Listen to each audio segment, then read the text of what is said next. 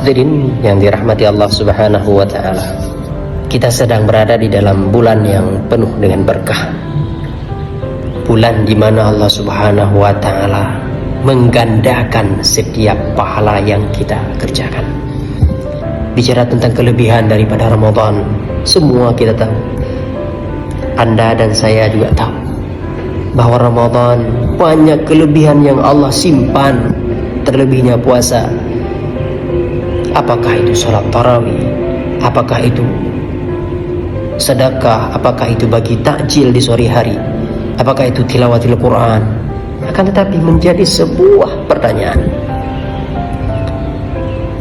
di bulan yang agung, di bulan yang maghfur, Allah mengampuni dosa, di bulan yang penuh dengan keberkahan ini, mengapa dan kenapa kita malas, bahkan enggan meningkatkan amal ibadah?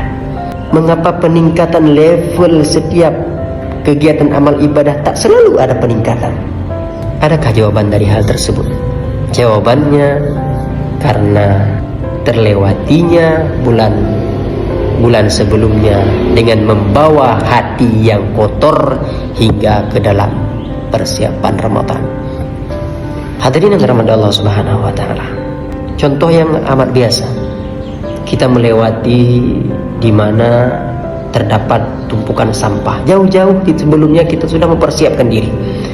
Apakah itu menutup hidung, apakah itu memakai masker. Kenapa? Karena kita tahu bahwa sebentar lagi kita akan melewati tumpukan sampah. Begitu pula dengan hati kita hari ini. Jika hati tersebut sudah sering kita ajak berkolaborasi dengan dosa, maka sangat sulit untuk menerima kebaikan. Kenapa?